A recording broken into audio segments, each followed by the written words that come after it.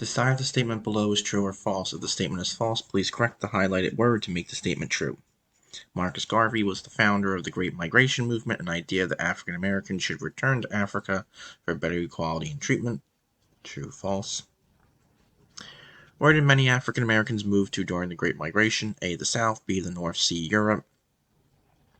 Fill in the blank with the correct word from the word boxes below. The birth and spread of African American arts and culture was called the blank. Great Celebration, Reconstruction Movement, Harlem Renaissance, Abolition Movement. African American literature focused on choose all that are correct. A. The pain of African Americans living in ghettos. B. The difficult working class lives of African Americans. C. The culture and folkways of African Americans. What type of music became popular of African Americans during the Harlem Renaissance? A. Pop. B. Jazz. C. Country.